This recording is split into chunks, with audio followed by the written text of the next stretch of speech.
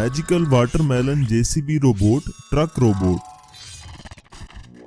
शाम नाम का एक बहुत ही गरीब लकड़हारा रहता है। एक दिन वो सवेरे सवेरे जंगल लकड़ियां काटने जा रहा था कि तभी उसकी बेटी मुन्नी कहती है, पिताजी पिताजी मैं भी आपके साथ आऊंगी। अरे बेटा तुम वहां कर क्या करोगी? यहीं पर रुको और खेलो। लेकिन पिताजी हम गरीब होने की वजह से मेरे साथ कोई भी नहीं खेलता, सब मेरा मजाक उड़ाते हैं। मुझे भी जंगल आने दो, मैं वहां पर छोटे छोटे जंगल के पशुओं के साथ खेलूंगी। शाम मुन्नी को अपने साथ जंगल ले जाता है। मुन्नी जंगल देखकर बहुत खुश हो जाती है और वहीं खेलने लगती है। इस तरह से रोज वो अपने पिताजी के साथ जंगल जाने लगती है। एक बार मुन्नी जंगल में खेलते खेलते थोड़ी दूर तक चली जाती है। जंगल में उसे एक वाटरमेलन जेसीबी नजर आता है। उसमें से अजीब सी रोशनी निकल रही थी। वो तुरंत ये बात अपने पिताजी को बताती है। वो दोनों भी उस जगह पर जल्दी से जाते हैं। तब शाम कहता है, अरे बेटी ये तो भंगार है, ये बिल्कुल ही बेकार है, लेकिन चलो इसे बेचकर कुछ तो पैसे मिलेंगे। पर पिताजी ये देखिए ना, इसमें से तो लाइट भी निकल रही है। शाम उस वाटरमेलन जेसीबी को अच्छे से देखता है और उसे स्टार्ट करने के लिए बटन दबाता है। देखते ही देखते वो जेसीबी एक वाटरमेलन जेसीबी रोबोट में बदल जाता है। थोड़ी ही देर में वो रोबोट बोलने भी लगता है। थैंक यू वेरी मच, आपने मेरी मदद की। मैं एक मैजिकल वाटरमेलन रोबोट हूँ। अरे वाह, तुम तो बोल भी सकते हो, पर तुम यहाँ पर कैसे आए और तुम्हारी ये हालत कैसे हुई? मैं एक जादुई रोबोटिक दुनिया से आया हूँ। इसी जंगल में घूम रहा था। रात के अंधेरे में एक जंगली जानवर ने मेरी हालत ऐसी कर दी। अरे तब तुमने अपनी जादुई पावर का इस्तेमाल क्यों नहीं किया? मैं अपनी पावर अंधेरे में इस्तेमाल नहीं कर सकता, लेकिन फिर भी आप लोगों ने मेरी मदद की, इसलिए मैं आप लोगों की मदद करना चाहता हूँ। बोलिए आपको क्या चाहिए?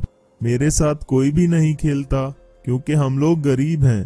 तुम मुझे अमीर बना दो, तब जाके बाकी के दोस्त भी मेरे साथ खेलेंगे। ठीक है, जैसा तुम कहो। मैजिकल वाटरमेलन जेसीबी रोबोट अपने अंदर से बहुत सारा पैसा निकालता है। वो इतना पैसा निकालता है कि देखते ही देखते उन दोनों के सामने पैसे का ढेर लग जाता है। शाम और मुन्नी ये देखकर बहुत खुश हो जाते हैं। बाद में रोबोट मुन्नी को एक रिमोट देते हुए कहता है, अगर तुम्हें कभी मेरी जरूरत हो तो इस रिमोट के बटन को दबा देना, मैं तुम्हारी मदद करने आ जाऊंगा। ये कहकर मैजिकल वाटरमेलन जेसीबी रोबोट फिर से जेसीबी में बदलकर गायब हो जाता है। शाम और मुन्नी सारा पैसा बोरियों में भरकर घर ले जाते हैं। दूसरे ही दिन शाम अपने लिए एक बड़ा सा घर खरीदता है, अच्छी सी कार खरीदता है और अमीरों के जैसे रहने लगता है। उसी गांव में गोपाल नाम का एक आदमी भी रहता था, जिसे इधर उधर की बातें लगाने का बड़ा शौक था। उसके पास एक ट्रक रोबोट भी था। शाम की अमीरी देखकर वो गांव के लोगों को भड़काने लगा। अरे सुनो गांव वालों, ये शाम बस 2 दिनों में इतना अमीर कैसे बना? जरूर इसने कोई चोरी या डाका ही डाला होगा। अगर ऐसे लोगों को हम अपने गांव में रखेंगे तो क्या होगा हमारे गांव का? हाँ, तुम सच कह रहे हो। चलो उस शाम के परिवार को अपने गांव से बाहर निकाल देते हैं। ये सुनकर गोपाल मन ही मन में खुश हो जाता है और सभी गांव वालों के साथ अपने रोबोट ट्रक में शाम के घर जाता है। सब गांव वाले शाम के घर के बाहर इकट्ठा होकर उसे आवाज देकर बाहर बुलाते हैं। जोर जोर से सारे लोग उसे चोर चोर बुलाने लगते हैं। तब शाम और मुन्नी घर से बाहर आते हैं। तब गोपाल कहता है, क्यों रे शाम, कहां से इतना सारा पैसा चुराया है? अभी के अभी ये गांव छोड़कर चले जाओ। लेकिन मैंने ऐसा कुछ नहीं किया, मैंने कहीं चोरी या डाका नहीं डाला। ये सब तो मुझे मैजिकल वाटरमेलन जेसीबी रोबोट ने दिया है। हाँ, अब तो सुबह सुबह हम ही मिले हैं तुझे बेवकूफ बनाने के लिए।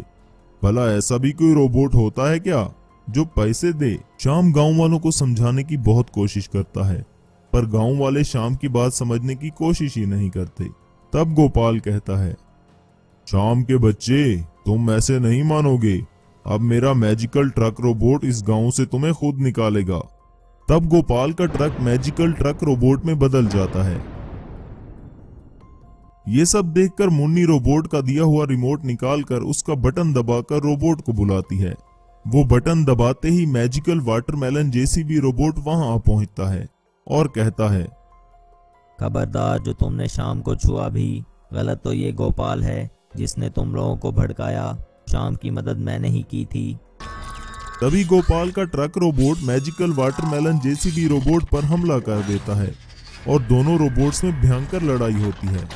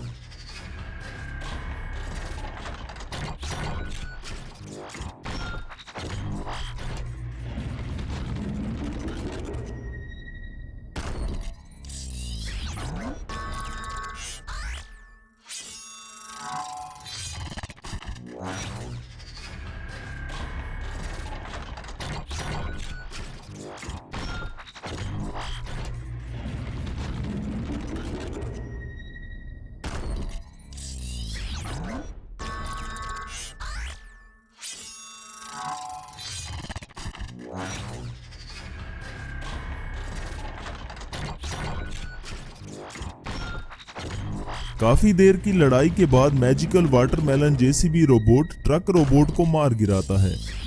तब गोपाल शाम से माफी मांगता है और वहां से चला जाता है।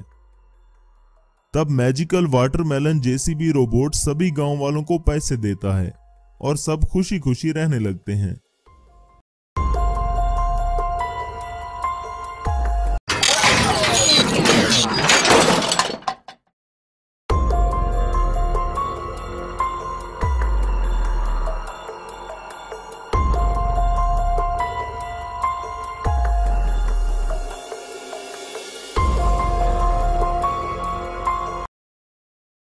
Magical watermelon truck robot RC tractor robot. एक गांव में जयप्रकाश नाम का एक किसान रहता था। वो बहुत मेहनत से अपने खेतों में काम करता। उसके पास बहुत सारे तरबूज के खेत थे। खेत में उगने वाले तरबूज को शहर की मंडी में बेचने के लिए उसके पास एक ट्रक था। पास ही का खेत जीवन नामी एक धनवान का था। वो बहुत ही घमंडी आदमी था। एक बार जयप्रकाश और जीवन की आपस में कुछ कहासुनी हो गई।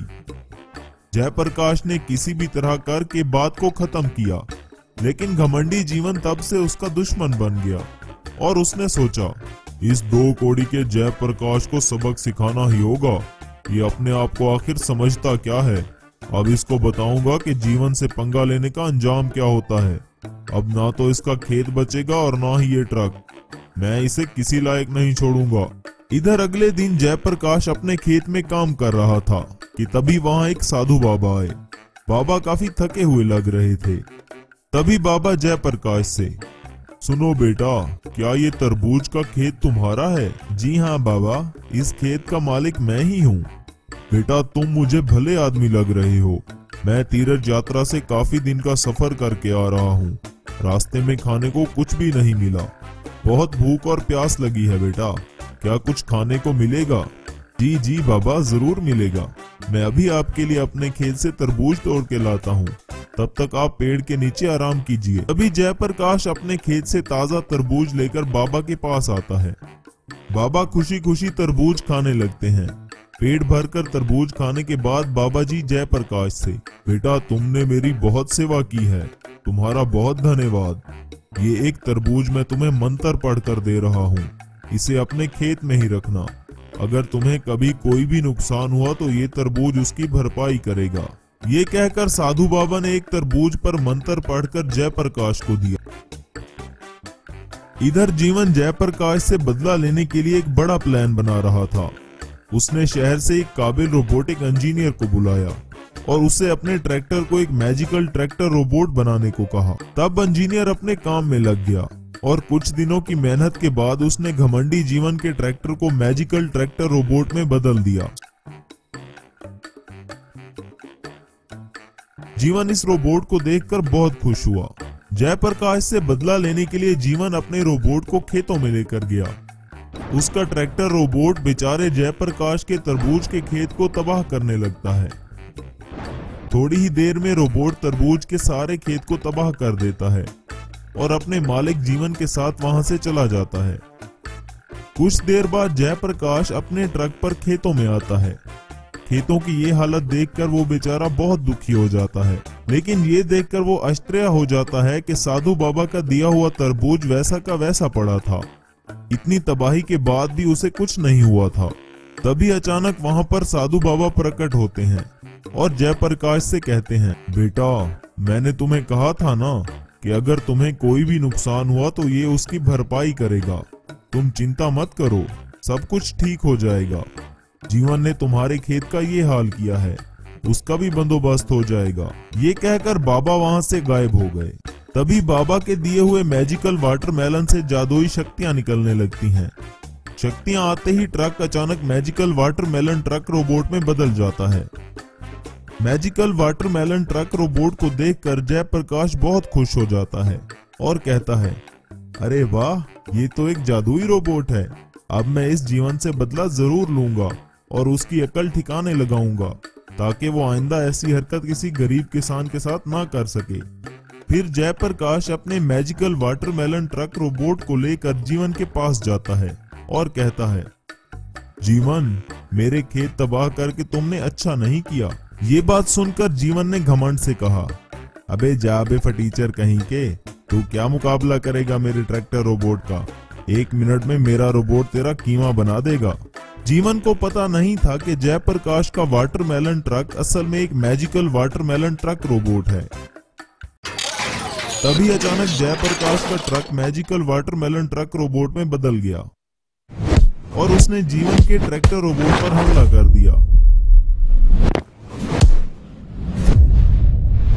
दोनों रोबोट में भयंकर लड़ाई होने लगी।